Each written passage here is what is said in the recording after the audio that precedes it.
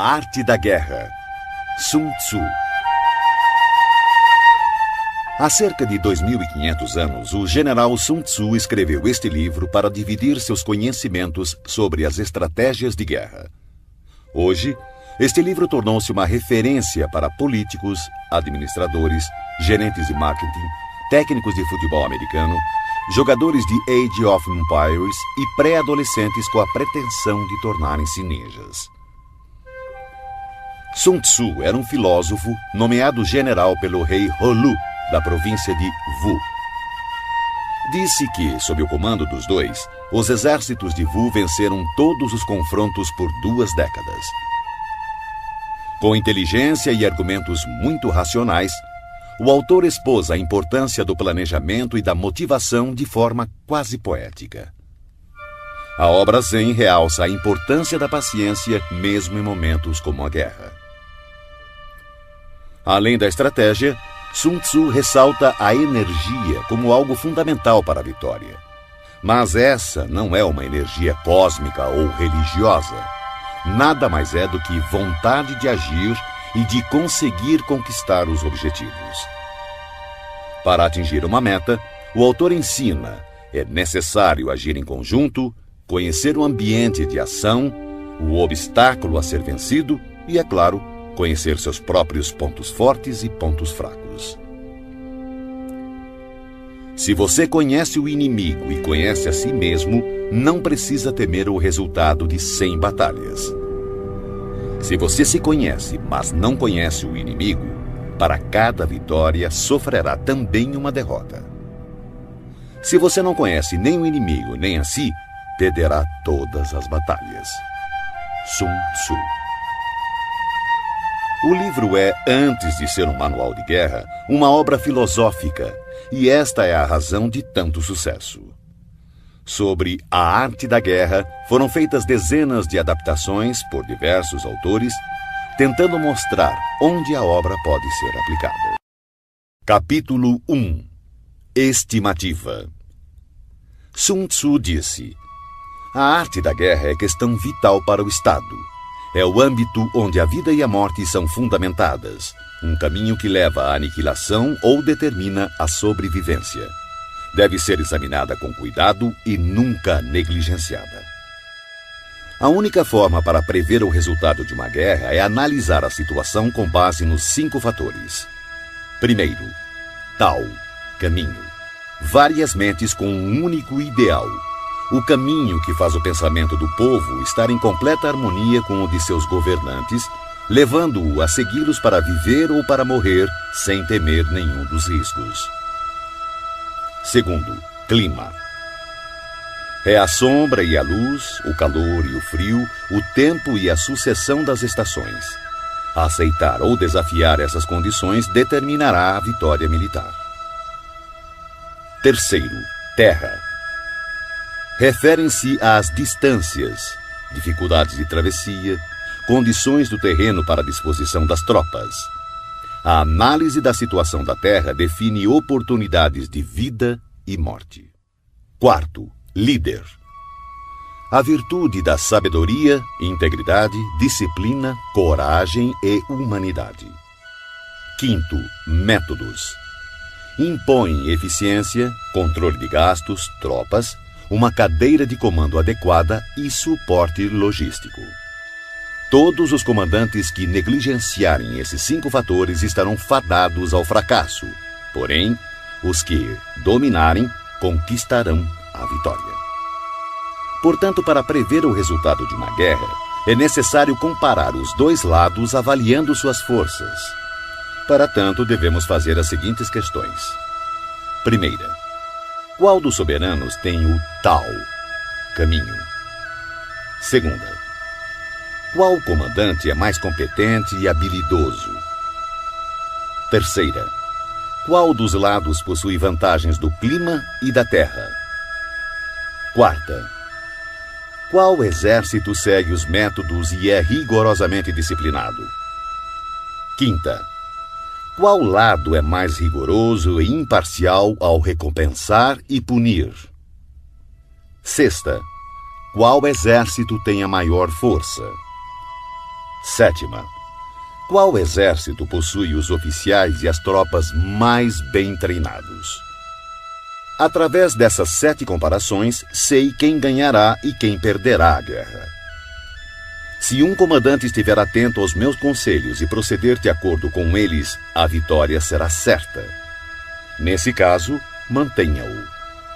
Se um comandante não a seguir, procedendo em desacordo, será derrotado. Nesse caso, demita-o sumariamente. Sabendo dos ganhos que podem advir dos meus conselhos, tire o maior proveito das condições favoráveis, formulando através delas uma vantagem estratégica para reforçar nossa posição. Há momentos em que a maior sabedoria é parecer não saber nada. Por isso, quando capaz, finja então ser incapaz. Quando pronto, finja grande desespero. Quando perto, finja estar longe. Quando longe, façam acreditar que está próximo. Se o inimigo procurar alguma vantagem, seduza-o com uma armadilha. Se estiver desorganizado, ataque-o e conquiste-o. Se ele for muito poderoso, prepare-se para ele. Se ele possuir forças superiores, evite-o. Se ele for orgulhoso, provoque-o. Se ele for humilde, dê forças à sua arrogância. Se ele estiver descansado, faça-o se desgastar. Se ele estiver unido, separe-o. Ataque-o onde ele se mostrar despreparado. Adote caminhos que sejam para ele totalmente inesperados. O bom estrategista, para vencer uma batalha, faz antes muitos cálculos do seu tempo, pois sabe que eles são a chave que o conduzirá à vitória. É calculando e analisando que o estrategista vence previamente a guerra na simulação feita no templo. Capítulo 2. Gerenciamento da guerra. Sun Tzu disse: a arte da guerra é um exército de 1000 carros velozes, 1000 carroções cobertos de couro e 100.000 guerreiros com cotas de malha.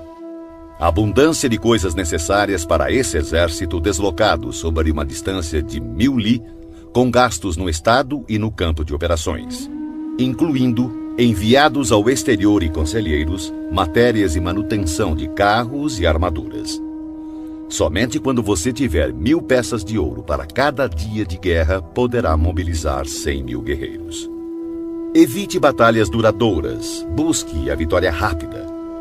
Se a vitória custar a chegar, suas armas se desgastarão e as tropas ficarão desmoralizadas e o entusiasmo tende a enfraquecer. Se você sitiar uma cidade, gastará forças. Se seu exército for mantido muito tempo em campo, as reservas do Estado não serão suficientes. O tempo prolongado irá desgastar as armas, desmoralizar suas tropas, exaurir suas forças e consumir todos os recursos disponíveis, abrindo oportunidades para os governantes vizinhos tirarem vantagens e atacar. Então, mesmo contando com os melhores conselheiros, você não conseguirá garantir bons resultados. Assim, em relação às guerras, tenho ouvido falar em precipitação imprudente, mas ainda não vi bom exemplo de inteligência associada a decisões demoradas. Nunca houve Estado que tenha sido beneficiado por uma guerra prolongada. Portanto, o conhecedor dos terríveis e devastadores efeitos e dos perigos de empreender uma guerra está profundamente consciente de como aproveitá-la da melhor maneira e levá-la com rapidez a seu término, atingindo assim as verdadeiras vantagens potenciais de uma guerra. Um perito na arte da guerra não convoca soldados mais de uma vez, nem solicita suprimentos repetidamente. Uma vez em guerra, ele não perderá tempo precioso esperando reforços. Fará uso do equipamento que carrega e avançará com velocidade para atravessar a fronteira inimiga, podendo fazer uso das provisões do opositor. Desta forma, terá o suficiente para alimentar todo o seu exército. A arte de melhor utilizar o tempo é estar um passo à frente do adversário, e vale mais que a superioridade numérica e os cálculos mais perfeitos com relação ao abastecimento. Um Estado é enfraquecido financeiramente quando precisa manter seu exército a uma grande distância e, consequentemente, empobrece seu povo. As vizinhanças próximas aos exércitos aumentam seus preços, E, com o custo mais elevado, seus recursos se esgotam com maior rapidez, forçando o Estado a aumentar os impostos dos distritos para assim custear as forças militares. Boa parte dos recursos são utilizados no campo de batalha, acarretando dificuldades para as famílias do fronte interno, tendo como consequência lares vazios e rendas dissipadas, já que o custo para o povo poderá atingir cerca de 70% do valor de suas posses. Ao mesmo tempo, as despesas do Estado atingirão quase metade da arrecadação total em gastos com carros quebrados, cavalos abatidos, peitorais e capacetes, arcos e flechas, lanças e escudos, manteletes protetores, animais de tiro e carroças de provisões. Um comandante sábio fará o melhor para alimentar seu exército com frutos do solo inimigo. Consumir uma medida das provisões inimigas equivale a 20 das nossas. Um fardo de forragem inimigo equivale a 20 dos nossos. Na questão que envolve matar o inimigo, nossas tropas devem ser levadas à fúria. Para que fique clara a vantagem de derrotar o oponente, devem também ser recompensadas, pois tirar a riqueza do inimigo é de grande valia para a manutenção das tropas e deve ser usado como objeto de recompensa, de forma a que todos os soldados tenham um forte desejo coletivo e individual de lutar. Porque assim como o que estimula os homens a matar é a fúria, o que estimula a lucrar com o inimigo são os bens materiais. Portanto, nos combates de carros em que forem capturados mais de 10 carros do inimigo, recompense os que capturaram o primeiro deles e substitua bandeiras e estandartes inimigos pelos seus, e então misture com os nossos carros. Eles devem ser usados em conjunto. Todos os soldados capturados devem ser tratados com bondade. A isso se chama aumentar as próprias forças no processo de derrotar o exército inimigo. Na guerra, capítulo 3. Estratagemas. Sun Tzu disse: na arte da guerra, a melhor opção é tomar o país inimigo intacto. Esmagar um país é apenas a segunda melhor opção. O mesmo ocorre com um exército inimigo. Mantê-lo intacto, bem como batalhão, companhia ou simples pelotão de 5 homens, é a melhor opção. Aniquilar um exército, batalhão, companhia ou simples pelotão de 5 homens é apenas a segunda melhor opção. Portanto, conquistar 100 vitórias em 100 batalhas não significa o máximo da excelência. O máximo da excelência é subjugar o exército inimigo sem chegar sequer a combater. Assim, a melhor inteligência militar é atacar as estratégias do inimigo. Em seguida, atacar suas alianças, limitando a junção de suas forças. Depois, atacar seus soldados em seu próprio campo. E a pior de todas as políticas é sitiar cidades muradas. Isso somente deve ocorrer em último caso, quando não houver outra escolha. Pois as condições básicas de combate envolvem 2 elementos preciosos: energia e tempo. Se seu comandante for incapaz de controlar sua ansiedade e enviar tropas de soldados para escalar muros, perderá 1 em cada 3, e ainda assim não tomará a cidade. Esse é o tipo de calamidade que acontece quando se tenta sitiar uma cidade murada. Existem algumas máximas que devem ser consideradas antes de pensar em sitiar cidades e ganhar batalhas.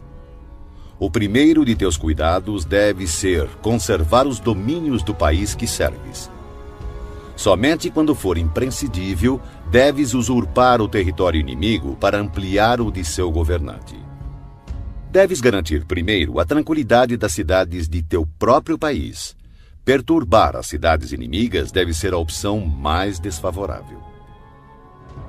Deves proteger e colocar em abrigo todos os vilarejos amigos.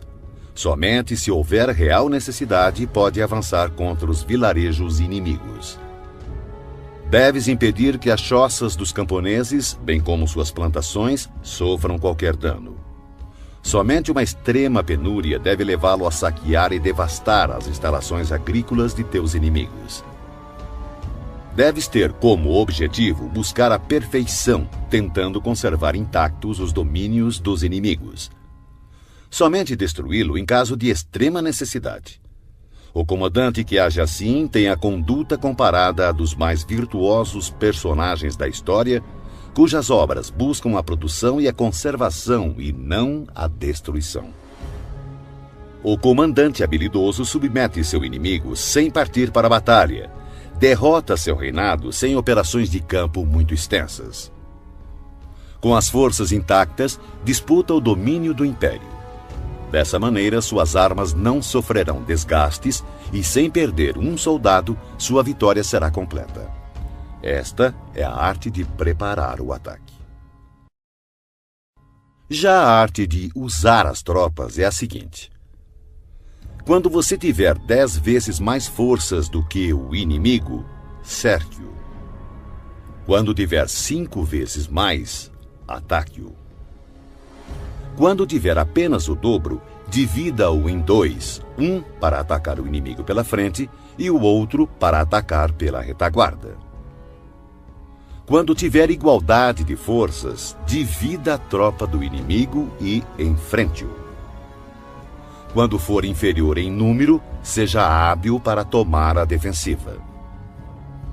Quando não for páreo para o inimigo, tenha a habilidade de evitá-lo.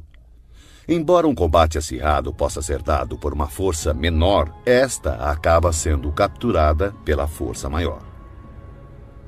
O comandante é a fundação primordial do Estado. Quando essa fundação estiver bem colocada, o Estado certamente estará forte. Quando defeituosa, o Estado certamente enfraquecerá. Existem 3 maneiras de um comandante trazer desgraça para o seu próprio exército. Primeira, ordenar um avanço ou retirada sem perceber ou se assegurar que o exército está em condições de obedecer. Chama-se isso de travar o exército. Segunda, interferir na chefia do exército, ignorando assuntos internos. Isso trará confusão aos oficiais e soldados. Terceira, permitir que as ordens que interferem na direção do exército sejam delegadas por nobres que administram o reino. Justiça e humildade são premissas com as quais se governa o Estado, mas nunca o exército. Flexibilidade e oportunismo, por outro lado, são virtudes militares e não civis. Não há pior calamidade do que ordens emanadas de um soberano sediado na corte. Tendo um comandante confundido seu exército e perdido a confiança de seus homens, as agressões dos comandantes vizinhos não tardarão.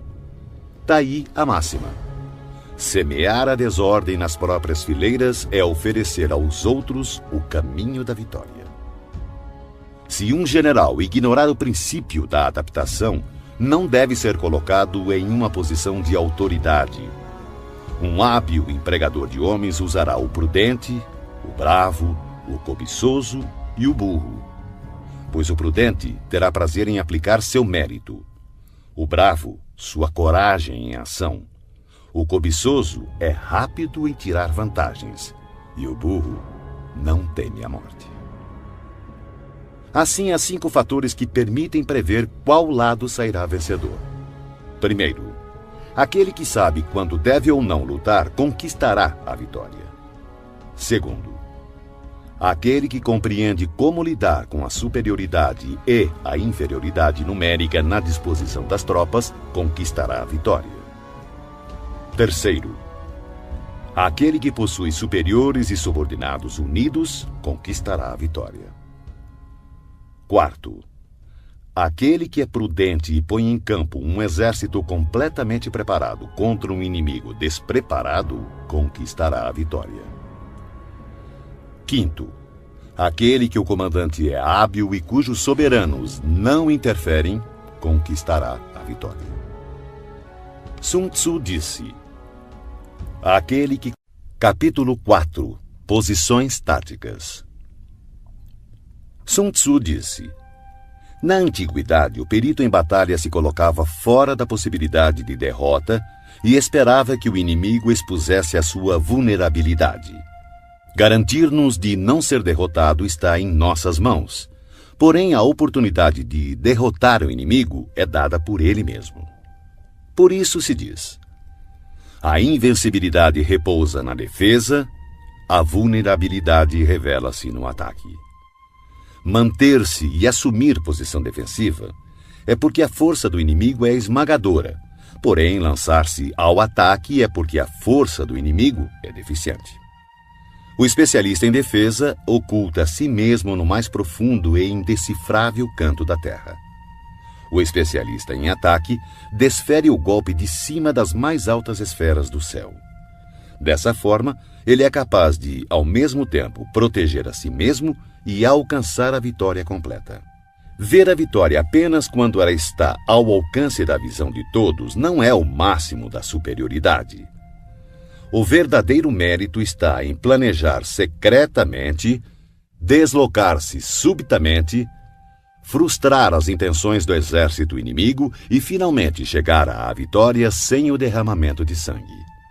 Pois não requer muita força levantar a penugem de um coelho no outono, nem olhos penetrantes para distinguir o sol da lua, muito menos ouvidos apurados para ouvir o ronco do trovão. Os hábeis comandantes vencem a batalha depois de terem criado as condições apropriadas. Um comandante inteligente não apenas vence, ele se sobressai derrotando o inimigo com facilidade. Eles preveem todas as eventualidades, conhecem as situações do inimigo e não ignoram o que podem fazer e até onde podem ir. A vitória é uma decorrência natural desse saber. Porém, suas vitórias não lhe garantiam nem a reputação de sábio, nem o mérito do homem de valor.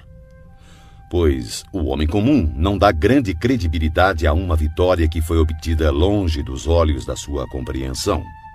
Assim eram nossos ancestrais. Não acreditavam que os elogios como corajosos, heróis ou invencíveis fossem um tributo que tivessem merecido. Atribuíam sim seu sucesso ao cuidado extremo que tinham em evitar o menor deslize. O comandante inteligente vence as batalhas evitando cometer erros. É isso que garante a vitória completa, pois significa conquistar um inimigo já derrotado. O comandante hábil assume uma posição tal que não pode sofrer nenhuma derrota. Não negligencia nenhuma circunstância que garanta aniquilar o inimigo. Portanto, um exército vitorioso só entra na batalha depois de ter garantido a vitória, enquanto um exército derrotado só procura a vitória depois de ter entrado na luta. Um comandante vitorioso não permite que as tropas mostrem uma confiança demasiado cega, uma confiança que degenera em presunção. As tropas que sonham com a presunção da vitória são debilitadas pela preguiça. Ao contrário, aquelas que, sem pensar na vitória, exigem o combate, são tropas enrijecidas pelo trabalho, aguerridas, destinadas a vencer. Um especialista no uso de tropas constrói seus fundamentos sobre a doutrina do Tao, seguindo firmemente as normas militares. Assim, estará preparado para ser o árbitro da vitória e da derrota. Depois de uma primeira vantagem, não esmoreças nem dês às tuas tropas um repouso precipitado. Empunha a espada com a mesma rapidez de uma torrente que se precipita de um despenhadeiro. Que seu inimigo não tenha tempo sequer de perceber o que está acontecendo e somente recolher os louros da vitória quando o inimigo estiver aniquilado, dando-lhe assim condição de fazê-lo com segurança e tranquilidade. A arte da guerra está baseada em 5 fatores estratégicos: os cálculos, as quantidades, a logística, a balança do poder e a possibilidade de vitória. Todos esses fatores estão ligados entre si. Primeiro, os cálculos estão diretamente ligados aos tipos de terrenos. Segundo, com base nesses cálculos, estimam-se as quantidades de provisões. Terceiro, de acordo com as quantidades de provisões disponíveis, define-se a capacidade da logística. Quarto, a balança do poder está diretamente relacionada à capacidade da logística. Quinto, e, finalmente, a possibilidade de vitória baseia-se na balança do poder. Um exército vitorioso é como o peso de 100 quilos contra outro de alguns gramas. Um exército derrotado é como apenas alguns gramas contra centenas de quilos. O exército que Capítulo 5. Vantagens. Sun Tzu disse: comandar muitos é o mesmo que comandar poucos. Tudo é uma questão de organização. Controlar muitos ou poucos é uma mesma e única coisa. É apenas uma questão de formação e sinalizações. Lembre-se dos nomes de todos os oficiais e subalternos. Inscreva-os num catálogo, anotando-lhes o talento e suas capacidades individuais, a fim de aproveitar o potencial de cada um. Quando surgir oportunidade, haja de tal forma que todos os que deves comandar estejam persuadidos que seu principal cuidado é preservá-los de toda desgraça. As tropas que farás avançar contra o inimigo devem ser como pedras atiradas em ovos. De ti até o inimigo não deve haver outra diferença senão a do forte ao fraco, do cheio ao vazio. São as operações chamadas diretas e indiretas que tornam um exército capaz de deter o ataque das forças inimigas e não ser derrotado. Em batalha, use geralmente operações diretas para fazer o inimigo engajar-se na luta e as operações indiretas para conquistar a vitória. Em poucas palavras, o que consiste a habilidade e a perfeição do comando das tropas é o conhecimento das luzes e das trevas, do aparente e o secreto. É nesse conhecimento hábil que habita toda a arte. Assim, o perito, ao executar o ataque indireto, assemelha-se ao céu e às terras, cujos movimentos nunca são aleatórios, são como os rios e mares inexauríveis. Assemelham-se ao sol e à lua. Eles têm tempo para aparecer e tempo para desaparecer. Como as 4 estações, ele passa, mas apenas para voltar outra vez. Não há mais que 5 notas fundamentais, mas, combinadas, produzem mais sons do que é possível ouvir. Não há mais que 5 cores primárias, mas, combinadas, produzem mais sombras e matizes do que é possível ver. Não há mais que 5 sabores, mas combinados produzem mais gostos do que é possível saborear. Da mesma forma, para ganhar vantagem estratégica na batalha, não há mais que as operações diretas e indiretas, mas suas combinações são ilimitadas, dando origem a uma infindável série de manobras. Essas forças interagem, um método sempre conduz ao outro. Assemelham-se, na prática, a uma cadeia de operações interligadas, como anéis múltiplos ou como a roda em movimento, que não se sabe onde começa e onde termina. Na arte militar, cada operação tem partes que exigem a luz do dia e outras que pedem as trevas do segredo. Não posso determiná-las de antemão, só as circunstâncias podem ditá-las. Opomos grandes blocos de pedra às corredeiras que queremos represar. Empregamos redes frágeis e miúdas para capturar pequenos pássaros. Entretanto, o caudal rompe algumas vezes seus diques após tê-los minado aos poucos. Quando uma ave de rapina se abate sobre sua vítima, partindo-a em pedaços, isso se deve à escolha do momento preciso. A qualidade da decisão é como a calculada arremetida de um falcão que lhe possibilita atacar e destruir sua vítima. Portanto, o bom combatente deve ser brutal no ataque e rápido na decisão. Embaralhada e turbulenta, a luta parece caótica. No tumulto de um combate pode parecer haver confusão, mas não é bem assim. Entre a confusão e o caos, uma formação de tropas pode parecer perdida e mesmo assim impenetrável. Sua disposição é, na verdade, circular e não podem ser derrotadas. A confusão simulada requer uma disciplina perfeita. Afinal, o caos estimulado se origina do controle. O medo fingido exige coragem. A fraqueza aparente se origina da força. Ordem e desordem é uma questão de número, de logística. Coragem e medo é uma questão de configuração estratégica do poder, vantagem estratégica.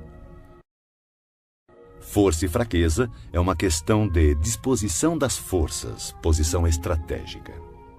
O sábio comandante possui verdadeiramente a arte de liderar aqueles que souberem e sabem potencializar sua força, que adquiriram uma autoridade ilimitada, que não se deixam abater por nenhum acontecimento, por mais desagradável que seja. Aqueles que nunca agem com precipitação, que se conduzem, mesmo quando surpreendidos com sangue frio, que têm habitualmente nas ações meditadas e nos casos previstos antecipadamente. Aqueles que agem sempre com rapidez, fruto da habilidade aliada a uma longa experiência. Assim, o ímpeto de quem é hábil na arte da guerra é irrefreável e seu ataque é regulado com precisão. O primeiro imperador Han, 256-195 a.C., desejando esmagar seu oponente Hsiung-nu, enviou espiões para conhecer sua condição. Mas este, sabedor do fato, ocultou com cuidado todos os soldados fortes e todos os cavalos bem alimentados, deixando apenas homens doentes e gado magro à vista. O resultado foi que os espiões, por unanimidade, recomendaram ao imperador que atacasse. O resultado? O imperador Han atacou e foi derrotado. Os espiões viram apenas velhice e doença. Isso, sem sombra de dúvida, é uma dissimulação do inimigo e atacar pode ser imprudente. Assim, quando pretende que o inimigo se movimente, o especialista se mostra e o inimigo certamente o seguirá. Ele ilude o inimigo e este acredita. Agindo dessa maneira, manipula o inimigo e assim espera por ele, armado com toda a sua força. O especialista, quando está em batalha, procura sua vitória na vantagem estratégica, não a solicita aos seus homens. Portanto, deve ser hábil para selecionar os homens certos e explorar o avaro e o tolo, o sábio e o valente, e dar a cada um deles uma responsabilidade adequada ao seu perfil. Jamais designe tarefas a quem não for capaz de cumpri-las. Selecione e dê a cada um responsabilidades proporcionais à sua competência. Em 341 a.C., o estado Xi, em guerra com o Wei, enviou o general Sun, que disse: "O estado Xi tem a reputação de covarde, e por esse motivo nosso adversário nos despreza. Vamos virar essa circunstância a nosso favor." Consequentemente, quando o exército atravessou a fronteira do território Wei, Sun ordenou que fossem acesas 100.000 fogueiras na primeira noite, 50.000 na segunda e apenas 20.000 na terceira. O general do exército Wei, Pang Xuan, ordenou o ataque de maneira vigorosa, pensando: "Eu sabia que os soldados de Sun eram covardes. Seu número já caiu menos da metade." Na sua retirada, Sun chegou a um estreito desfiladeiro que calculou ele seria atacado pelos perseguidores depois do anoitecer. Lá, chegando, tirou a casca de uma árvore e escreveu: "Sob esta árvore, Pang Xuan morrerá." Então, quando começou a anoitecer, colocou um grupo de poderosos arqueiros emboscados nos arredores, com uma ordem de atirar diretamente se vissem uma luz. Mais tarde, Pang Xuan chegou ao local e, vendo a árvore, acendeu uma luz para ler o que estava escrito. Seu corpo imediatamente foi crivado por uma saraivada de flechas e todo o seu exército foi preso na confusão. Quem explora a vantagem estratégica envia seus homens para a batalha como se fossem troncos e pedras. A pedra e a madeira não têm movimento próprio. Uma vez que, em repouso, não mexem por si mesmos, mas seguem o movimento recebido. Se forem quadrados, mantêm-se em repouso. Se forem redondos, rolam até... Capítulo 6. Pontos fortes e pontos fracos. Sun Tzu disse: "Para conseguir que a força de seu exército seja semelhante à de uma pedra de moinho chocando-se contra um ovo, Utilize a ciência dos pontos fracos e pontos fortes. Em geral, o exército que primeiro ocupa o campo de batalha para esperar o inimigo estará descansado para o combate. Aquele que chega mais tarde e se precipita para entrar na batalha estará exausto. Assim, o perito em batalhas move o inimigo em vez de ser movido por ele. Para conseguir atrair o inimigo espontaneamente, ofereça-lhe alguma vantagem. Se desejar impedi-lo, é questão de obstruí-lo. Um grande general não é arrastado ao combate, ao contrário, sabe impô-lo ao inimigo. Dessa forma, se o inimigo estiver descansando, fustigue-o. Se estiver bem abastecido de provisões, faça-o ficar faminto. Se acampado silenciosamente, force-o a mover-se atacando em posições que o inimigo deva apressar-se para defender.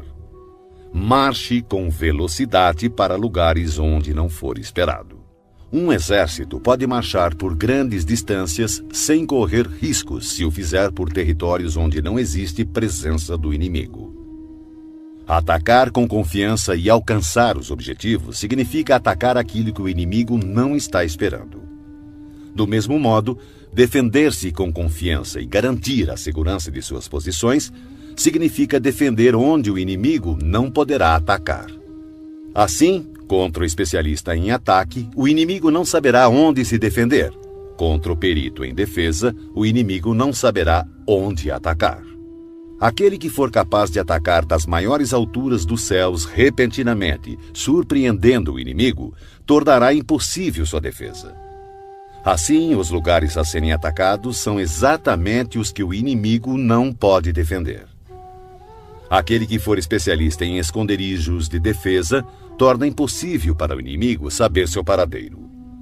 Assim, os lugares que ele dominar serão exatamente os que o inimigo não poderá atacar.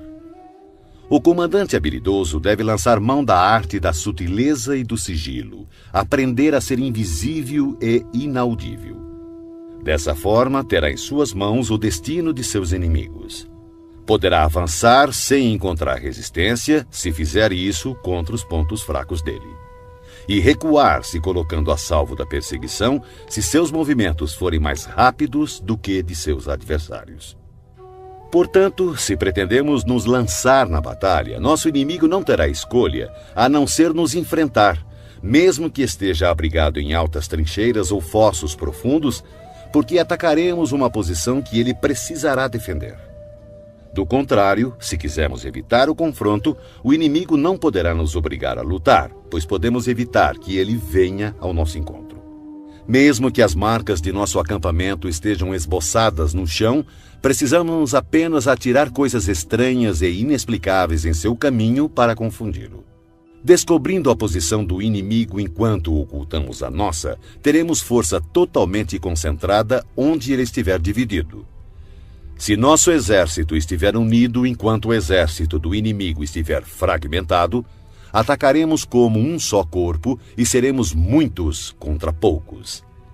Dessa forma, se formos capazes de golpear com uma força superior, uma força inferior, usando muitos contra poucos, qualquer um que levarmos a lutar estará em situação de desespero. O lugar escolhido para a batalha não deve ser conhecido pelo inimigo, pois assim o inimigo terá de se preparar contra um possível ataque em diversos pontos e se suas forças estiverem distribuídas para defender muitas posições, qualquer unidade que enfrentarmos será pouco numerosa. Para que o inimigo possa reforçar um número de homens na frente da batalha, consequentemente enfraquecerá sua retaguarda. Se ele reforçar sua retaguarda, sua vanguarda ficará então enfraquecida. Do mesmo modo que, se fortalecer seu lado esquerdo, o direito enfraquecerá. Se fortalecer seu lado direito, o esquerdo ficará enfraquecido. Reforçar todos os lados significa enfraquecer todos os lados. A fraqueza numérica decorre da necessidade de se preparar contra possíveis ataques, à força numérica de obrigar o adversário a fazer esses preparativos contra nossos possíveis ataques. Conhecendo o local e a hora da próxima batalha, podemos nos concentrar a grandes distâncias. Mas se não pudermos prever nem o lugar nem o dia da batalha, então seu lado esquerdo nada poderá fazer a favor do seu lado direito, assim como o direito não salvará o esquerdo, nem tampouco sua retaguarda poderá salvar sua frente de batalha, nem o contrário. E tanto mais será assim quanto mais distante estiverem os seus reforços. Ainda que o inimigo possua a força numérica a seu favor, é possível evitar que ele inicie combate contra nosso exército. Analise os planos de batalha do exército inimigo para ter conhecimento de suas fraquezas e de suas probabilidades de sucesso. Provoque-o para que assim possa descobrir o padrão de seus movimentos. Force-o a revelar-se, de forma que venha a exibir seus pontos vulneráveis. Compare o exército adversário com o seu para poder identificar onde a força é abundante e onde possui maior deficiência. Quando estiver preparado seus arranjos táticos, oculte-os. O máximo da habilidade quando se assume uma estratégia é não ter forma. Se sua forma não for definida, o mais esperto dos espiões não será capaz de compreendê-la, e os mais sábios conselheiros não conseguirão planejar defesa contra ela.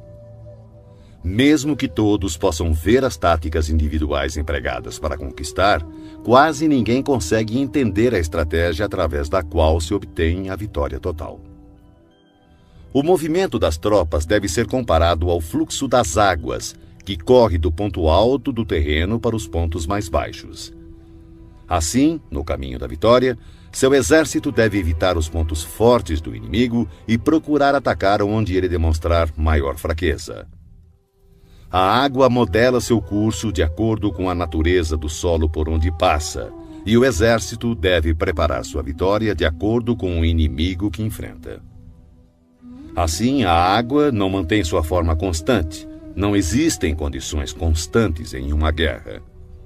Dos 5 elementos, nenhum é predominante. Das 4 estações, nenhuma dura para sempre.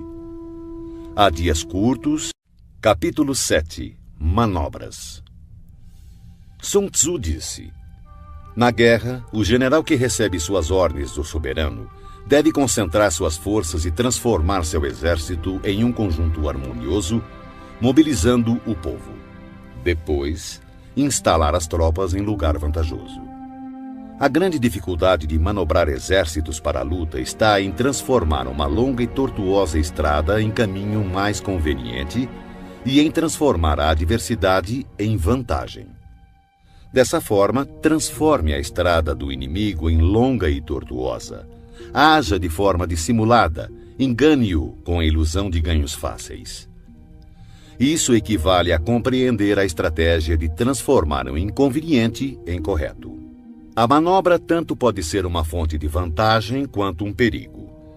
Por essa razão, se um exército tivesse que levantar acampamento e recolher suas armaduras às pressas em marcha forçada de 1000 li sem parar, em busca da conquista de uma vantagem, todos seriam feitos prisioneiros.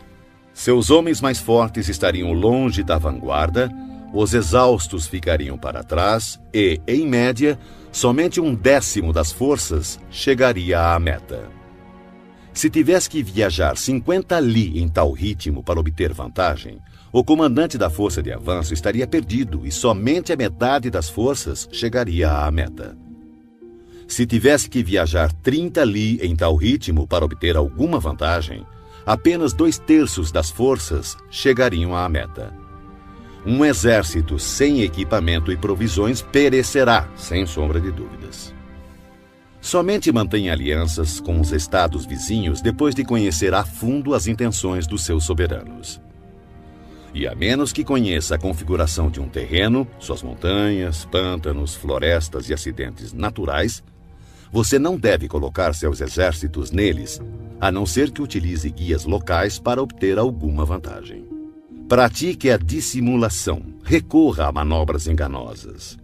Movimente-se quando estiver em posição de vantagem, faça mudanças estratégicas, dispersando ou concentrando suas forças. Quando avançar para a batalha, seja veloz como o vento, imprevisível como o trovão. Em ocasiões que deva permanecer calmo, seja como a floresta. Ao invadir e saquear, haja rápido como o fogo.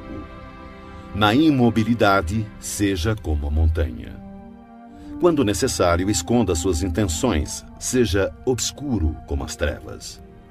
Evite movimentar-se inutilmente e somente ataque quando tiver certeza da vantagem. Ao saquear e pilhar cidades, reparta sempre de maneira justa todos os despojos. Quem conhece a tática de transformar o tortuoso em direito, será vitorioso. Essa é a arte de manobrar. A maneira de dar ordens e fazer com que essas sejam cumpridas é de extrema importância para a vitória de um exército. Você encontrará no livro dos planos militares que em determinadas ocasiões a maioria dos teus homens não poderá te ver nem ouvir. Os tambores e as bandeiras devem substituir tua presença e tua voz. Assim, em combate noturno, faça uso dos tambores, e durante o dia use as bandeiras e estandartes. Desta forma, suas tropas serão um único corpo, impedindo que teus soldados corajosos avancem sozinhos e os covardes recuem. Essa é a arte de manobrar grandes massas. Pode-se desmoralizar um exército inteiro e seu comandante ser levado a perder o ânimo. Na manhã da guerra, a moral do inimigo está elevada.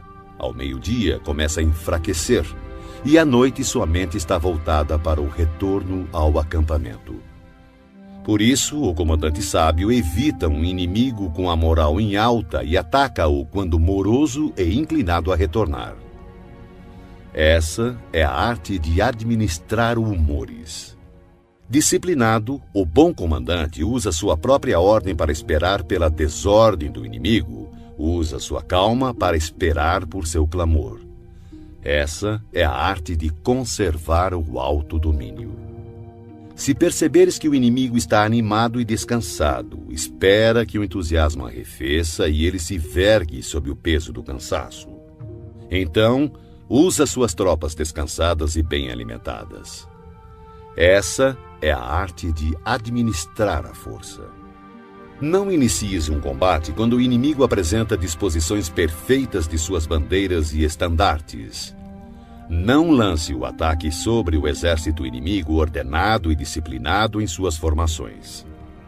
Essa é a arte de controlar as condições mutáveis.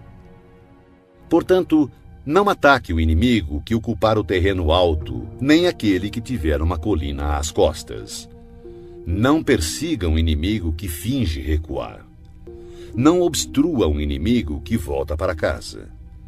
Capítulo 8. Contingências. Sun Tzu disse: uma vez dada pelo soberano a ordem de mobilizar a população para a guerra, cabe ao comandante reunir o exército e organizar as tropas. Seguindo ao encontro do exército inimigo, deve-se evitar acampar em locais difíceis e em locais de boas estradas deve-se buscar aliados.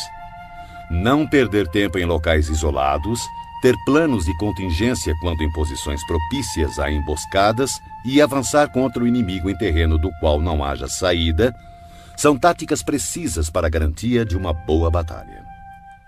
Há estradas que não devem ser percorridas, exércitos que não devem ser atacados, cidades que não devem ser assaltadas, terras que não devem ser contestadas e ordens do governo que não devem ser obedecidas. Portanto, o comandante que compreender as vantagens da arte da mudança e não se ater a uma maneira única de comandar, mas sim adaptar-se às circunstâncias variando suas táticas para enfrentar o exército inimigo, saberá como comandar seus soldados. Ao contrário, se seus métodos de comando forem flexíveis e suas decisões forem tomadas de forma mecânica, ele não é digno de comandar seus soldados, e por mais que esteja familiarizado com o território, não será capaz de pôr em prática seus conhecimentos e tirar o máximo de seus homens. O comandante sábio deve considerar a combinação de ganho e perda, deve ter discernimento das reais vantagens em situações difíceis e confiar nos seus esforços. Se for capaz de perceber as vantagens prováveis, as dificuldades poderão ser resolvidas. Um general deve conhecer bem as vantagens e desvantagens frente ao inimigo, buscar o enfraquecimento dos comandantes hostis, infligindo-lhes importantes perdas, trabalhando sem cessar para prejudicar-lhes. Poderá fazê-lo de diferentes formas, corrompendo seus melhores homens, introduzindo traidores em seu meio, fornecendo motivos de cólera uns contra os outros, fazendo com que saiam quando conviria que ficassem acampados e permaneçam tranquilos quando esperam ser atacados. A arte da guerra nos ensina a não contar com a possibilidade do inimigo não vir, e sim estar preparado para ele. Não depender do inimigo não atacar, mas depender principalmente de estar em uma posição invulnerável. Há 5 defeitos perigosos que podem afetar um general. São erros que podem derrotar a prudência e a bravura de um comandante. Primeiro, se ele tiver um temerário descaso pela vida.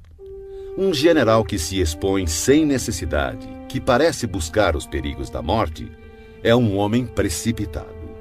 Segundo, se ele tiver um cuidado excessivo em conservar a própria vida e por esse motivo não ousa e sim dá mostras de covardia, poderá ser facilmente capturado. Terceiro, se tiver temperamento volúvel. Um general que perde facilmente o controle e se deixa levar pela cólera será ludibriado pelo inimigo através de provocações e cairá em emboscadas sem perceber. Se for suscetível à honra, um general não deve se ofender de forma intempestiva. Por querer reparar a honra por qualquer insulto, poderá perdê-la. Quinto, se conservar uma compaixão excessiva por seus soldados.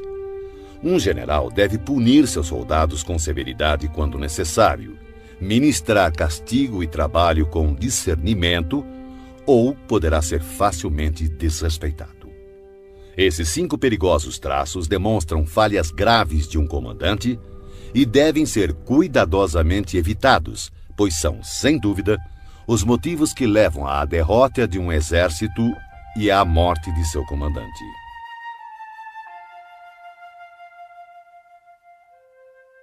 Capítulo 9. O Exército em Marcha. Sun Tzu disse: antes de movimentar suas tropas, se informe da posição de seu inimigo. Quando fizer seu exército marchar, atravesse rapidamente as montanhas e fique nas proximidades dos vales. Acampe sempre em terreno alto e em local ensolarado. Quando travar combate em colinas, não suba ao topo para alcançar o inimigo. Sempre que for necessário atravessar um rio, afaste-se rapidamente da margem e jamais o atravesse em presença do inimigo. Caso contrário, o inimigo esteja cruzando um rio, não vá ao seu encontro dentro da água. Espere. E só ataque quando a metade de sua tropa concluir a travessia. Desta forma, terá mais vantagem no combate.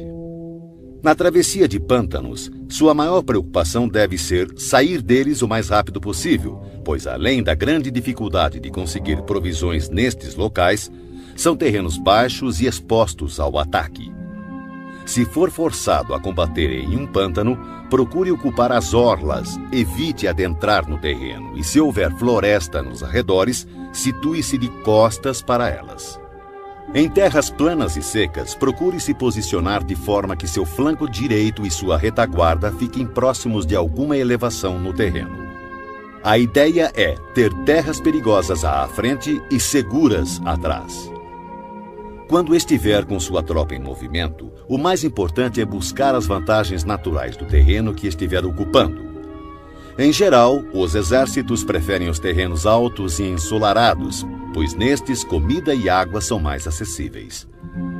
Essas condições certamente favorecem uma vitória. Quando as chuvas formarem uma torrente e engrossarem os rios, não arrisque a travessia. Espere que as águas retomem seu curso natural.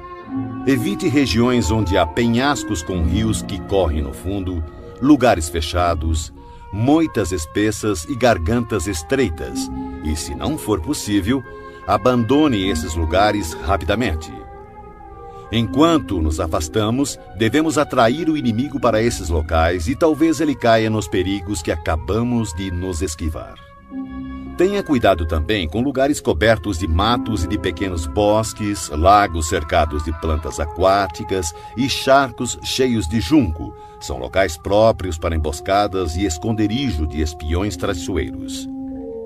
Estando perto destes lugares, não se movimente antes de fazer um reconhecimento de toda a área. Portanto, devo afirmar, mais uma vez, que independente do acampamento ser bom ou ruim, deve-se buscar as vantagens de cada terreno. Além disso, deve-se ficar atento ao inimigo, envie espiões ao longo do caminho e decifre todos os movimentos do adversário. Se o inimigo estiver próximo e ainda assim se manter em silêncio, ele não está ocupando uma posição estratégica. Se estiver distante e tentar provocar um combate, ele quer que avancemos. Se ele estiver acampado em terreno plano, com certeza está protegido por alguma vantagem. Se houver movimento entre as árvores de uma floresta, fique atento. Pode ser que o inimigo esteja avançando. Se existirem muitos obstáculos entre os arbustos, ele está tentando nos confundir. Se uma grande quantidade de pássaros levanta voo de súbito, é sinal de uma emboscada. Animais assustados indicam que um ataque surpresa está se formando. Se a poeira ergue-se alta, é sinal de carros de guerra chegando. Quando ela é baixa e se espalha rente ao chão, denuncia a aproximação da infantaria. Se a poeira se levanta em pontos esparsos, mostra que destacamentos estão colhendo lenha para as fogueiras. Algumas nuvens de poeira movendo-se de um lado para outro significa que o exército está montando o acampamento. Sussurros e aumento dos preparativos para a guerra significa que o inimigo avançará. Linguagem violenta e movimento agressivo para frente indicam que ele recuará. Quando os carros leves saem à frente e tomam posições nos flancos, é sinal de que o inimigo está entrando em formação para o combate. Proposta de paz sem que haja retrocesso do exército indica uma conspiração. Se há muita correria com suas tropas em formação, está determinada a hora da batalha. Se uma parte das tropas avançar e outra recuar, o inimigo está tentando nos atrair para uma armadilha. Se os soldados encontram-se curvados e apoiados em suas armas, eles estão fatigados. Se os que, mandados a banhar água, forem os primeiros a beber, significa que o exército está sedento. Se houver uma vantagem e o inimigo não avançar, ele está exausto. Se há pássaros reunidos em algum ponto, a posição está desocupada. Provavelmente o inimigo abandonou secretamente seu acampamento. Quando há gritos na noite, é sinal que o inimigo está assustado. Se há confusão no acampamento, o comandante tem pouca autoridade. Se suas bandeiras e estandartes mudam constantemente de lugar, o inimigo está em desordem. Se os oficiais estão irritados, é sinal de que seus homens estão cansados.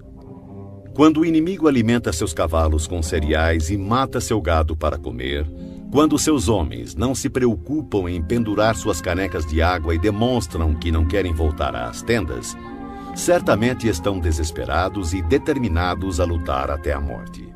Quando há soldados sussurrando em grupinhos e seu comandante falando em voz mansa e vacilante, revela inimizade entre superiores e subordinados.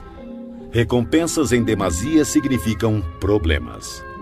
Se o comandante teme pressionar seu exército por conta de motins e oferece gratificações para manter seus soldados de bom humor, certamente ele perdeu o respeito de seus homens. Quando há castigos em excesso, o inimigo enfrenta dilemas terríveis com o relaxamento da disciplina, podendo o comandante perder o controle e irromper violentamente contra seus subordinados para obrigar-lhes a cumprir o dever. Se os soldados forem punidos antes mesmo de se afeiçoarem ao chefe, não demonstrarão respeito. Portanto, os soldados devem ser tratados primeiramente com humanidade, porém, mantidos sob controle e disciplina. Isso irá garantir sua lealdade. Para isso, os comandos devem ser consistentemente reforçados durante o treinamento. Por fim, se o inimigo enviar um emissário com palavras conciliadoras, ele quer cessar as hostilidades.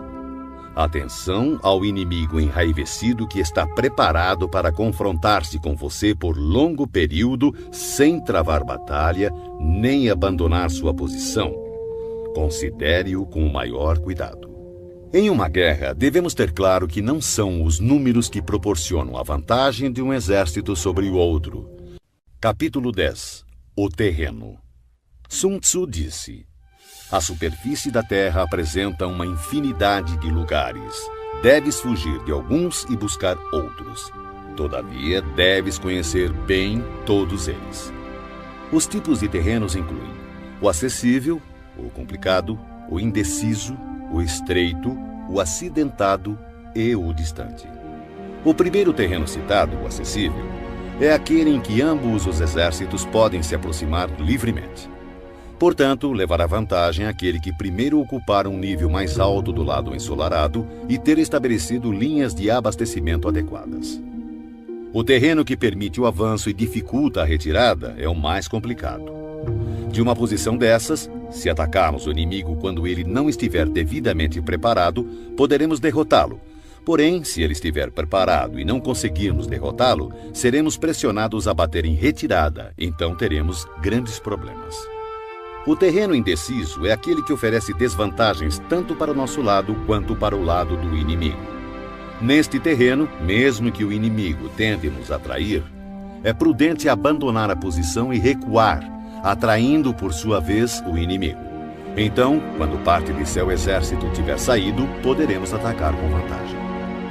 Na passagem estreita, ou desfiladeiros, terá vantagem quem primeiro a ocupar e guarnecê-la completamente, ficando à espreita do adversário.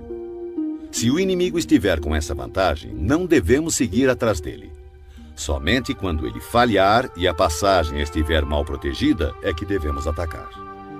Em terreno alto e acidentado, do mesmo modo, se pudermos ocupá-lo primeiro, devemos nos posicionar na parte mais alta do lado ensolarado e esperar pelo inimigo. Se o inimigo conquistou essa vantagem, devemos abandonar nossa posição e bater em retirada. Por fim, quando os exércitos estiverem posicionados a grandes distâncias um do outro e suas vantagens estratégicas forem semelhantes, não será fácil provocar um combate. Por outro lado, levar a batalha até o inimigo não trará nenhuma vantagem. Esses 6 princípios que definem o uso do terreno devem ser do conhecimento total e da responsabilidade do comandante.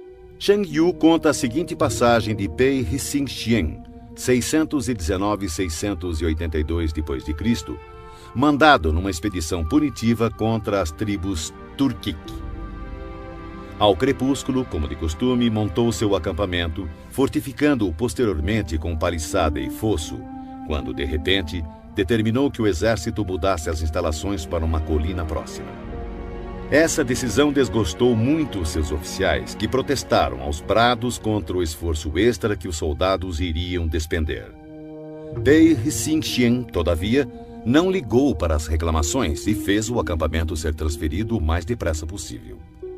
Na mesma noite, caiu uma forte tempestade inundando o local anterior do acampamento, que ficou sob 4 metros de água. Os oficiais ficaram espantados com o acontecido e confessaram seu erro. Como soube que ia acontecer? Perguntaram. Pei Hsing-hsien respondeu: daqui por diante, contentem-se em obedecer às ordens sem fazer perguntas desnecessárias.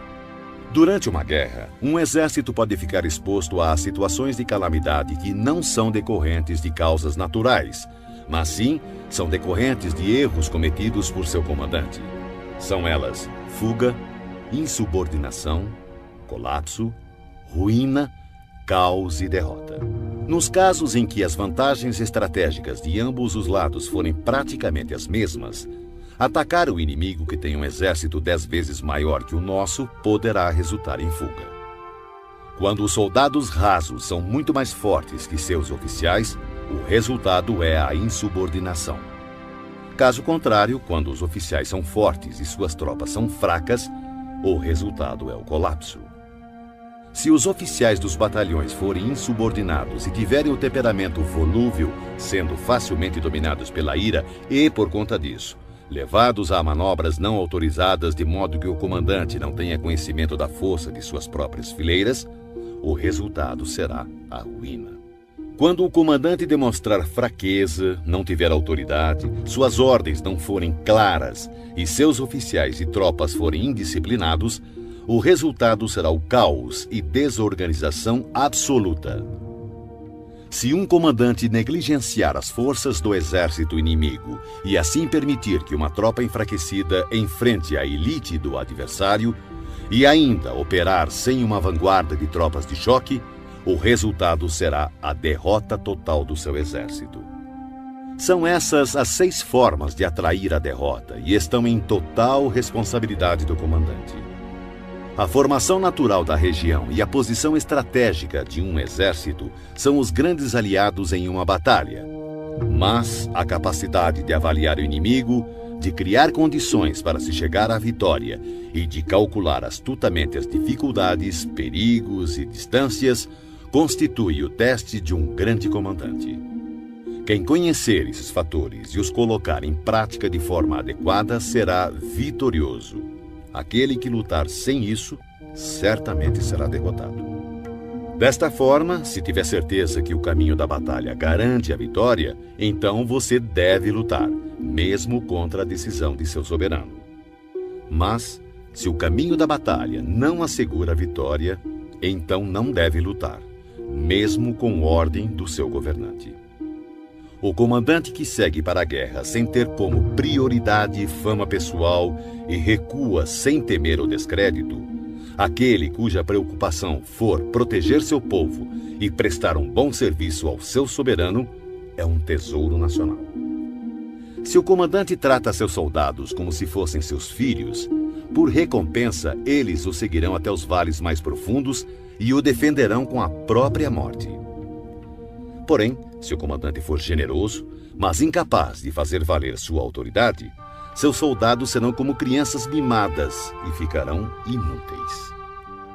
Se soubermos que nossas tropas estão prontas para atacar, mas ignorarmos que o inimigo não está vulnerável, chegaremos apenas a meio caminho da vitória. Saber que o inimigo está vulnerável, mas ignorar se nossas tropas podem atacar para vencer, reduzem à metade nossas chances de vitória. Saber que o inimigo está vulnerável e que nossas tropas estão prontas para atacar e vencer, e ainda assim ignorarmos que o terreno não nos favorece, novamente reduz nossas chances de vitória. Portanto, quando o soldado experiente se mover, nunca ficará desorientado e quando partir para a ação, não encontrará limites. Por isso se diz: se você conhece o inimigo e a si mesmo, a vitória não estará em risco. Se você conhece o terreno e as condições naturais, a vitória poderá ser completa. Sun Tzu disse: a arte da guerra reconhece 9 situações de acordo com a variação dos terrenos. O dispersivo, o fácil, o controverso, o aberto, o de estradas cruzadas, o terreno crítico, o difícil, o vulnerável a emboscadas e o mortífero. Quando um comandante está lutando perto de suas próprias fronteiras, este é um terreno dispersivo, porque estando os soldados perto de suas casas e ansiosos para reverem suas famílias, ficam esperando a primeira oportunidade dada por um combate para espalhar-se por todos os lados. Quando as tropas penetrarem apenas um pouco no território do inimigo, chamamos de terreno fácil, porque, embora terreno hostil, não está a grande distância e será fácil retroceder na primeira oportunidade. A região que não oferece muitas vantagens para ambos os lados é chamada de terreno controverso. São terrenos-chave e devem ser disputados. A região ou território onde ambos os lados têm total liberdade de movimentação é chamada de terreno aberto, locais que comunicam-se com o exército inimigo e com as zonas de retirada. Terrenos de estradas cruzadas são territórios que fazem fronteiras com muitos estados, portanto possuem cruzamentos estrategicamente vitais. O primeiro a atingi-lo terá a vantagem de fazer aliança com outros estados. Quando um exército tiver penetrado em território hostil, deixando para trás cidades fortificadas, este é um terreno crítico.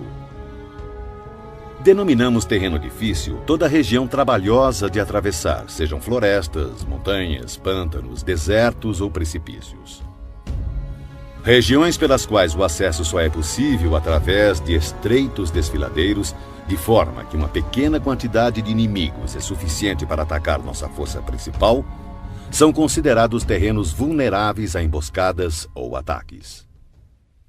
Enfim, terrenos mortíferos ou sem saída são locais de perigo constante, onde devemos combater com toda a nossa força para sobrevivermos.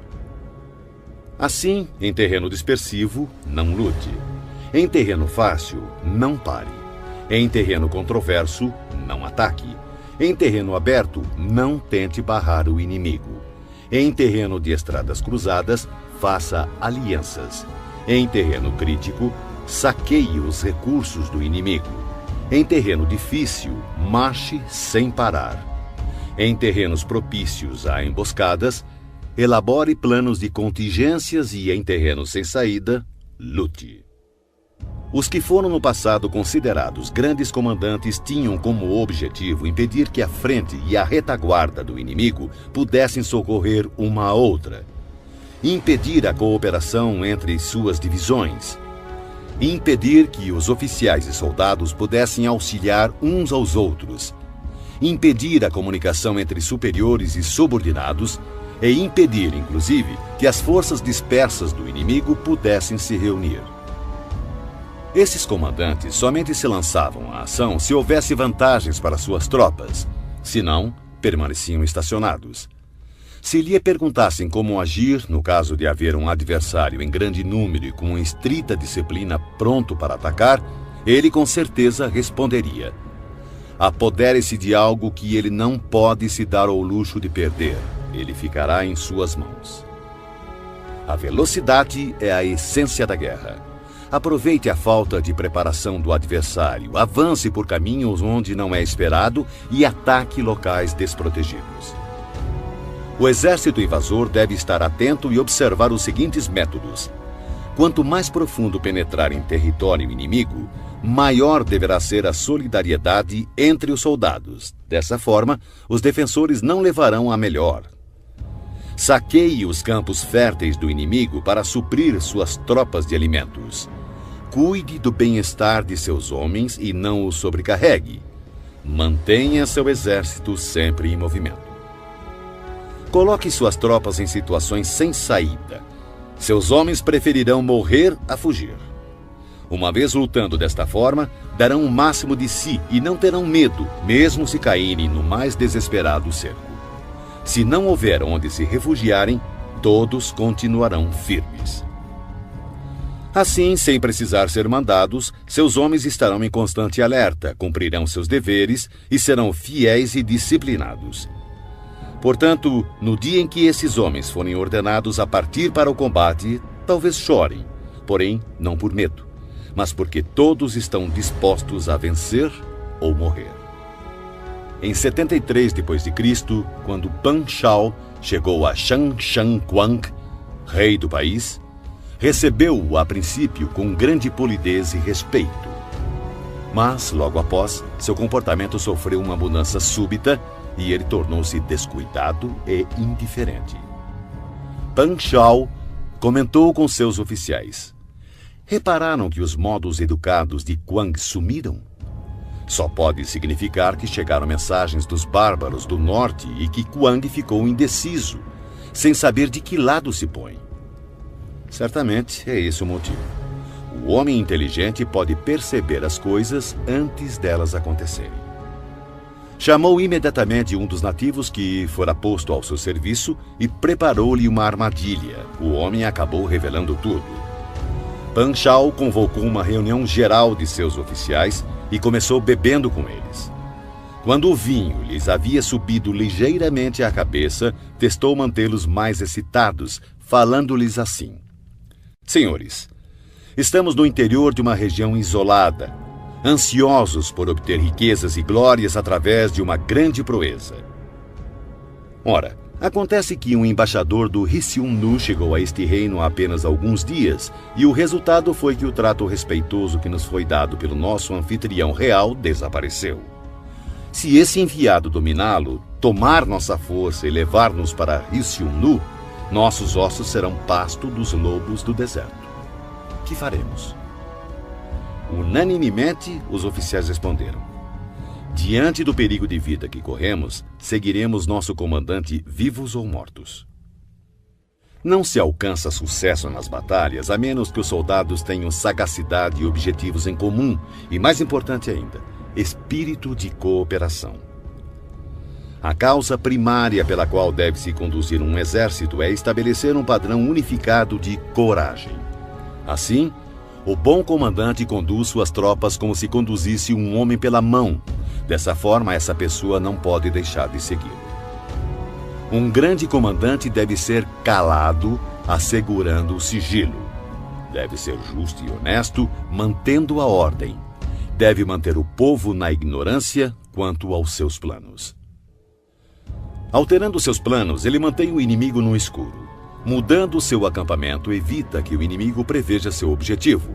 No momento crítico, age como se, após subir uma grande altura, joga-se a escada fora, leva seu exército para o interior do território inimigo.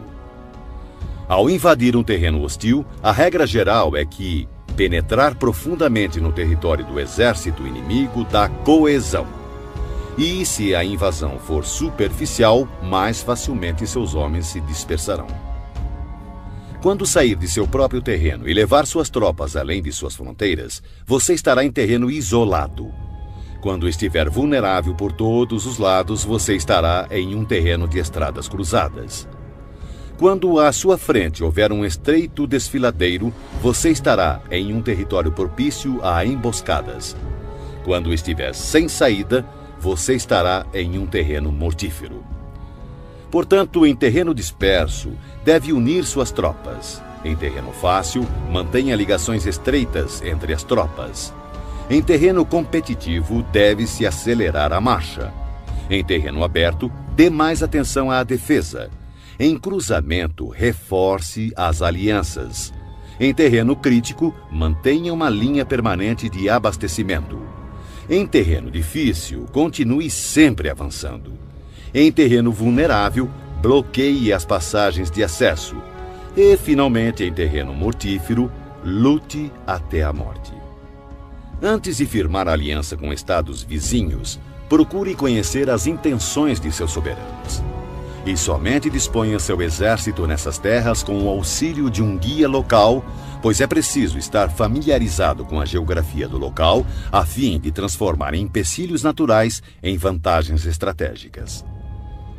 A seguir, fatores que não devem ser ignorados por um exército digno de um rei. Ofereça recompensas grandiosas, dê ordens extraordinárias e você comandará o exército inteiro como se fosse um único homem.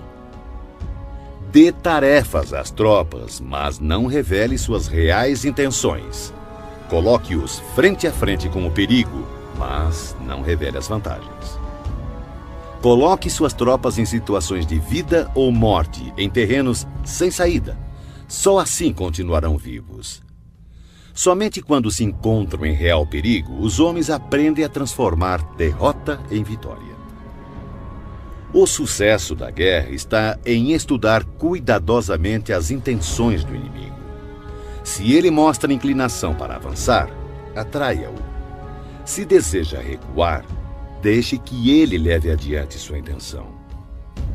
No dia em que for feita a declaração de guerra, bloqueie todas as passagens, destrua os registros oficiais e proíba qualquer contato com emissários do inimigo. Reveja todos os seus planos com urgência e rigor e finalize sua estratégia. Se o inimigo mostrar alguma vulnerabilidade, avance sobre ele. Conquiste algo que seja de grande importância para seu adversário e não permita que ele saiba qual será o momento de seu ataque. Siga a estratégia determinada, mas procure se adaptar aos movimentos do exército inimigo para garantir o resultado da batalha. A princípio, procure exibir a timidez de uma modesta e humilde donzela, e então o inimigo abrirá suas portas. Depois, Imite a velocidade de uma lebre apressada e será tarde demais para que o exército inimigo possa mostrar alguma reação ou oposição.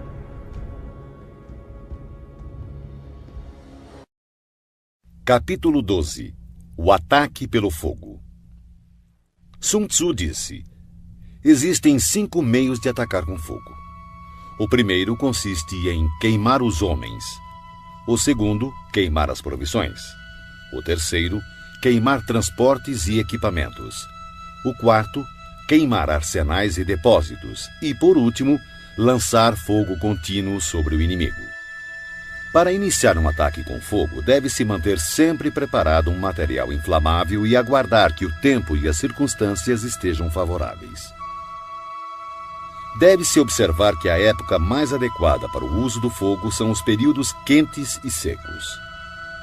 Há ainda os dias mais propícios para o alastramento das chamas, são aqueles em que a lua estiver passando pelas constelações da cesta dos ventos, do muro, das asas e da plataforma do carro, pois estas constelações determinam dias ventosos. No ataque com fogo, deve-se estar preparado para variar a maneira de agir de acordo com as mudanças de situação, que podem ser 5. Primeira, quando o fogo invadir o acampamento do inimigo, deve-se esperar uma reação imediata. No entanto, se as tropas inimigas permanecerem em silêncio mesmo com o lavrar do fogo, contenha seu ímpeto e não ataque. Segunda, se logo após ateares fogo observar que as chamas ganham altura e, se puder atravessá-las, ataque e não dê ao inimigo a chance de apagá-las. Se não puder atravessar as chamas, permaneça onde está. Terceira, se for possível iniciar um ataque com fogo estando fora do campo inimigo, não entre em suas fronteiras, mas assegure-se de atacar no momento mais adequado. Quarta, considere sempre a direção do vento, atacando em seu favor. Jamais ataque contra o vento ou vai sofrer tanto quanto o inimigo. Quinta, se o vento soprou continuamente durante todo o dia, certamente ele cessará ao anoitecer. Tome precauções para não ser surpreendido. Todo exército bem treinado deve dominar os 5 desdobramentos relacionados ao ataque com fogo e devem ter conhecimento do movimento das estrelas para identificar os dias mais adequados para que possa iniciar esse tipo de ataque. Demonstra grande inteligência aquele que usa o poder do fogo para atacar. Os que usam a água conseguem um acréscimo de força, mas não são eficientes em privar o inimigo de suas provisões. A água será bem utilizada para interceptar e ilhar o inimigo. As diferentes maneiras de combater com fogo proporcionam uma plena vitória, mas é preciso saber colher os frutos, ou todo esforço será uma perda de tempo. É de grande importância também reconhecer o mérito de teus homens e recompensá-los, pois se tuas tropas só enfrentarem dificuldades e trabalho sem o devido reconhecimento, perderás o respeito de teu exército. O general esclarecido melhora seus recursos, comanda seus soldados com autoridade, mantém-nos juntos pela boa-fé e os torna serviçais por boas recompensas. Se a fé diminuir, haverá separação. Se as recompensas forem deficientes, as ordens serão desrespeitadas. Em batalhas, quaisquer que sejam os resultados, o gosto sempre será amargo, mesmo para os vencedores. Portanto, a guerra deve ser a última solução e só deve ser travada quando não existir outra saída. Um soberano jamais deve decidir pela guerra se estiver dominado pelo ódio ou vingança. Um bom comandante não deve mobilizar suas tropas se tiver o coração tomado pelos mesmos sentimentos. Ambos devem aguardar dias mais serenos para ponderar, pois uma pessoa em crise pode recuperar seu bom humor, assim como uma pessoa no calor da paixão pode encontrar novamente equilíbrio. Não marche a não ser que veja alguma vantagem. Não use suas tropas a menos que haja alguma coisa a ser ganha. Não lute, a menos que a posição seja crítica, pois o que jamais poderá ser recuperado totalmente é um estado devastado pela guerra, nem tampouco ressuscitar seus mortos. Capítulo 13. Os espiões. Sun Tzu disse: constituir um exército de 100.000 homens e percorrer com ele longas distâncias gera grandes perdas ao povo e custa muito para os cofres públicos. Podemos estimar cerca de 1.000 peças de ouro por dia. Isso acarretará distúrbios internos e externos, homens cairão exaustos nas estradas e cerca de 700.000 famílias terão dificuldades de manter seus trabalhos nos campos. Uma guerra pode durar anos. A vitória é decidida em um único dia. Portanto, continuar na ignorância a respeito da condição do inimigo para poupar quantias em dinheiro é um ato extremo de desumanidade. Não lamente o dinheiro empregado para corromper traidores e obter informações do campo inimigo. O que possibilita ao soberano inteligente e seu comandante conquistar o inimigo e realizar façanhas fora do comum é a previsão, conhecimento que só pode ser adquirido através de homens que estejam a par de toda a movimentação do inimigo. Por isso, deve-se manter espiões por toda parte e informar-se de tudo. Existem 5 tipos de espiões que podem ser usados: espiões locais, agentes internos, agentes duplos, espiões dispensáveis e espiões indispensáveis. Quando os 5 tipos de espiões estão ativos e ninguém pode descobrir o sistema secreto, chama-se a isso teia imperceptível. Primeiro, espiões locais são os próprios habitantes do país inimigo quando colocados a nosso serviço. Segundo, agentes internos em geral são funcionários do inimigo, homens ofendidos por ocuparem posições subalternas, concubinas gananciosas por ouro, pessoas volúveis que estão sempre em cima do muro. Para lidar com este tipo de espião é necessária muita cautela. Terceiro, espiões duplos são espiões do inimigo que trazemos para o nosso lado através de suborno e promessas liberais. Nós os induzimos a fornecer informações falsas ao inimigo e, ao mesmo tempo, espionar seus compatriotas. Quarto, espiões dispensáveis são nossos próprios agentes a quem damos propositalmente informações falsas a nosso respeito, a fim de que, quando forem capturados ou nos traírem, passem informações erradas, fazendo então com que nossos inimigos tomem medidas inadequadas. Esses espiões certamente serão mortos por fornecerem informações falsas. Quinto, e, finalmente, os espiões indispensáveis ou sobreviventes. São aqueles que voltam do campo do inimigo com informações. Esse tipo de espião deve sempre fazer parte de seu exército. Em geral, são homens fortes, ágeis, dotados de grande sagacidade e acostumados a toda espécie de trabalho sujo. Assim, o comandante deve manter sempre uma relação de proximidade com os espiões, deve recompensá-los regiamente, e os assuntos referentes a estes homens devem ser mantidos em absoluto sigilo. Somente um governante sagaz e intuitivo é capaz de empregar espiões. Só o comandante humano e justo é capaz de fazê-los trabalhar, e sem uma sutil e engenhosa habilidade mental não se pode ter certeza da autenticidade de seus relatórios. Quando um assunto secreto de espionagem é divulgado prematuramente, o espião deve ser morto, juntamente com aqueles que tenham tomado conhecimento da informação.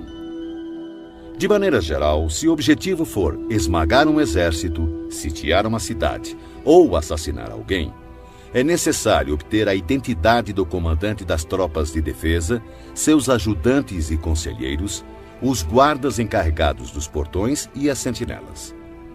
Nossos agentes devem ser empregados para assegurar essas informações. É de extrema importância localizar as pessoas enviadas como espiões pelo inimigo.